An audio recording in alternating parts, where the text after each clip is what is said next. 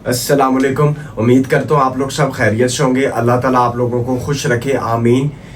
Guardian and wards act 1890 की series चल रही है। सेक्शन 32 तक मेरे कंप्लीट अपलोड है। आज सेक्शन 33 से ऑनवर्ड शुरू करना है। मैं हर वीडियो के अंदर एक चीज़ कहता हूँ कि मैं जो कुछ भी बताऊँ आपने उसको लाजमी नोट डाउन करना, लिख लेना, ताकि वो चीज़ इन फ्यूचर आप लोगों के काम आए। बुक सामने रख लें ताकि आपको जो है वो समझ आती जाए। इसको शुरू करते हैं। बिस्मिल्लाहिर्रहमानिर्रहीम। सेक्शन 33 पे चले जाएं। सेक्शन 33 ये कहता है कि right to guardian so appointed और declare to apply to the court for opinion in management of property of ward. इसके नीचे इसका कंसेप्ट लिखते जाना। ये कहता है कि एक गार्डियन है। गार्डियन किस चीज का? माइनर की प्रॉपर्टी का गार्डियन।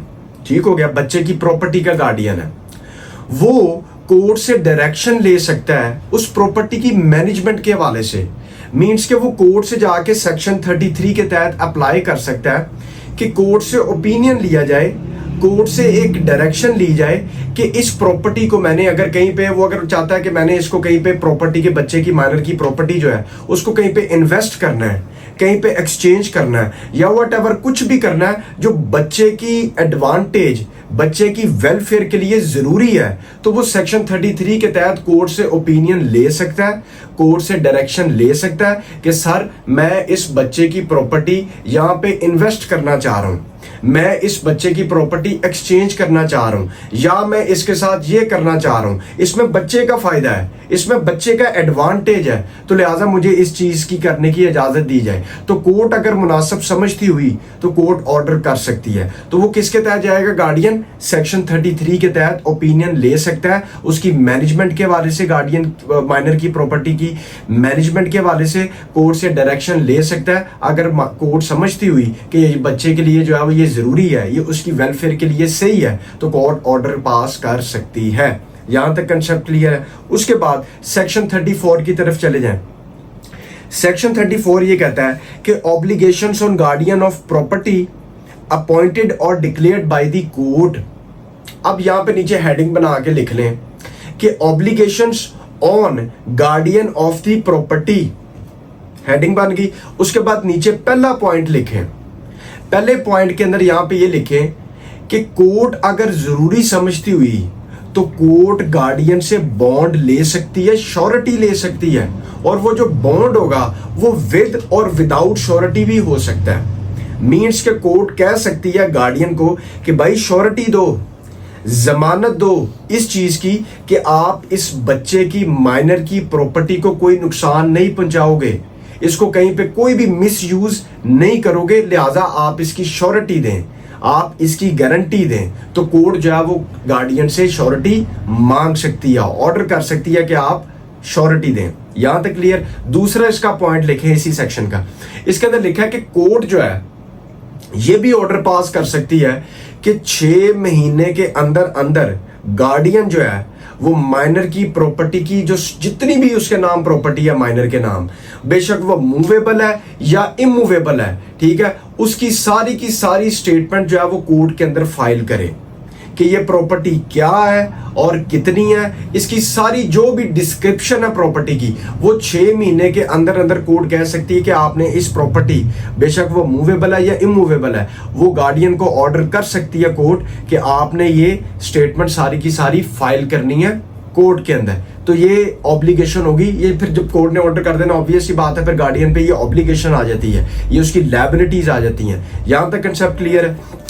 उसके बाद तीसरा पॉइंट की तरफ चले जाएं। तीसरे पॉइंट के अंदर ये कह रहा है कि कोर्ट ये भी ऑर्डर पास कर सकती है गार्डियन को कि अकाउंट फर्निश करो। अकाउंट फर्निश से मुराद है कि माइनर की जो भी प्रॉपर्टी है, ठीक हो गया, उससे आपने क्या रेम्यूनरेशन लिया, मीन्स के मुआवजा क्या क्या लिया आपने, इसके ऊपर जो खर्चा किया आपने, इससे प्रॉपर्टी से जो भी इनकम जनरेट हो रही है, इसके अलावा आपने जो भी अदर एक्सपेंसेस इस प्रॉपर्टी के ऊपर किए, व्हाटसोएवर जो भी एक्सपेंडिचर्स आ रहे हैं, तो कोर्ट ये कह सकती है गार्डियन को कि ऑर्डर कर सकती है कि अकाउंट फर्निश करो, मुझे इस चीज की कंप्लीट डिटेल दो, हिसाब किताब दो कि आपने कितना मुआवजा लिया इस प्रॉपर्टी से, آپ نے اس کی کتنی انکم ہے اس پراپرٹی سے جنریٹ ہو رہی, اور یہ انکم کہاں لگ رہی ہے, اس آیا بچے پہ لگ رہی ہے یا کہیں اور جا رہی ہے, یہ ساری کی ساری اسٹیٹمنٹ جو ہے وہ آپ کورٹ کے اندر فائل کریں, اکاؤنٹس فرنش کریں اپنے, مجھے شو کریں کہ اس بچے کی پراپرٹی کے متعلق یہ ساری اسٹیٹمنٹ, یہ ساری کی ساری چیزیں کورٹ کے اندر فائل کریں. یہ ہو گیا تیسرا پوائنٹ کہ ایکسپینڈیچرز کے حساب سے. اس کے بعد چوتھا پوائنٹ اس کے اندر یہ لکھیں کہ کورٹ یہ بھی آرڈر پاس کر سکتی ہے گارڈین کو کہ مائنر کی ایجوکیشن کے حوالے سے, اس کی مینٹیننس کے حوالے سے, اس کی ایڈوانسمنٹ کے حوالے سے کورٹ آرڈر پاس کر سکتی ہے, اس کی ویلفیئر کے حوالے سے کہ اگر اس میں کوئی فال کر رہا ہے کہ لہٰذا ایجوکیشن اس کی صحیح نہیں ہے, یہ کیا جائے, ایڈوانسمنٹ کے حوالے سے, اس کی مینجمنٹ کے حوالے سے, تو کورٹ یہ آرڈر پاس کر سکتی ہے. یہاں تک کنسیپٹ کلیئر ہے. اس کے بعد سیکشن 35 کی طرف چلے جائیں. سیکشن 35 یہ کہتا ہے کہ suit against guardian where administration bond was taken. یہاں پہ لکھ لیں کہ سیکشن 35 کے اندر دو گارڈین, ویسے اوپر لکھیں, ایک 35 میں ہے اور ایک 36 میں ہے. نوٹ بنا کے لکھ لیں, NOTE نوٹ, کہ یہاں پہ دو گارڈین آ گئے, ایک ہے وتھ شورٹی بونڈ والا, ایک وداؤٹ شورٹی بونڈ والا.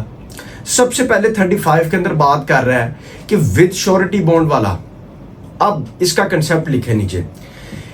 اس کا کنسیپٹ یہ ہے کہ کورٹ گارڈین کے کوئی بھی ریلیٹو کو یا نیکسٹ فرینڈ کو اپوائنٹ کر سکتی ہے کہ اس سینس کے حوالے سے کہ اس گارڈین نے کہ یہ بونڈ دیا تھا, اس بونڈ کے عوض وہ اپنی چیزوں سے مطلب اس نے بریچ کیا یا واٹ ایور کچھ بھی کیا, انفرنج کیا رائٹس کو, ٹھیک ہے. تو اس سینس کے اندر کورٹ یہ آرڈر کر سکتی ہے کہ اس بونڈ کے بدلے, اس کیا کہتے ہیں شورٹی کے بدلے آپ نے اس کے اوپر گارڈین کے اوپر سوٹ فائل کرنا ہے تاکہ اس سے مکمل طور پر حساب کتاب لیا جا سکے. ٹھیک ہو گیا. یہ ہے گارڈین وتھ شورٹی بونڈ والا.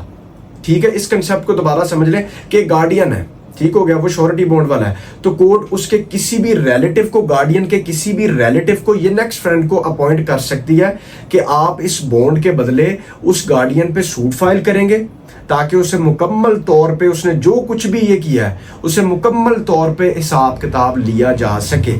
یہ اس کا کنسیپٹ ہے. اس کے بعد سیکشن 36 کے اندر یہ کہتا ہے کہ suit against guardian where administration bond was not taken.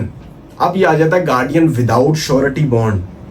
اس میں یہ کہتا ہے کہ any person can file a suit with the permission of the court. Means کوئی بھی بندہ سوٹ فائل کر سکتا ہے لیکن اس کو کورٹ کی پرمیشن چاہیے.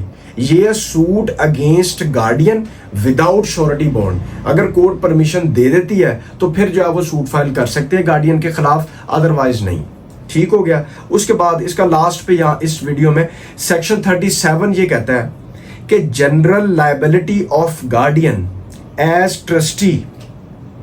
اس سے یہ مراد ہے کہ ہم نے پیچھے پڑھا کہ سیکشن 35 کے اندر اور 36 کے اندر کہ گارڈین کا کوئی بھی ریلیٹو یا نیکسٹ فرینڈ جو ہے وہ گارڈین کے خلاف جو ہے وہ سوٹ فائل کر سکتا ہے. لیکن سیکشن 37 یہ کہتا ہے کہ جب مائنر چھوٹا بچہ میجر ہو جائے تو اس کے پاس یہ پاور ہے اس سیکشن 37 کے تحت کہ وہ بھی گارڈین کے خلاف سوٹ فائل کر سکتا ہے خود. پیچھے تو ہم نے پڑھا کہ وہ چھوٹا بچہ ہے اس کے بیہاف پہ کوئی کرے گا, لیکن سیکشن 37 یہ کہتا ہے کہ مائنر جب میجر ہو جائے گا تو وہ جو ہے وہ گارڈین کے خلاف سوٹ فائل کر سکتا ہے, یا گارڈین کے خلاف سوٹ فائل کر سکتا ہے مائنر جب میجر ہو جائے گا, یا اس کا کوئی بھی ریپریزنٹیٹیو ہے تو وہ بھی گارڈین کے خلاف سوٹ فائل کر سکتا ہے. سمپل سا کنسیپٹ ہے کہ سیکشن 37 کے تحت مائنر جب میجر ہو جائے گا تو اس کے پاس یہ پاور ہے کہ وہ خود گارڈین کے خلاف سوٹ فائل کر سکتا ہے جو کچھ بھی اس نے کیا ہے, ٹھیک ہے, اس کے خلاف سوٹ فائل کر سکتا ہے. یا مائنر جب میجر ہو جاتا ہے اس کا کوئی بھی لیگل ریپریزنٹیٹیو ہوتا ہے, اس کا کوئی بھی ریپریزنٹیٹیو ہوتا ہے, وہ بھی گارڈین کے خلاف سوٹ فائل کر سکتا ہے. یہ سیکشن 37 تک کنسیپٹ تھا. باقی نیکسٹ ویڈیو کے اندر نیکسٹ سیکشنز کی طرف موو کریں گے. باقی دعاؤں میں یاد رکھیے گا. Thank you very much. اللہ حافظ.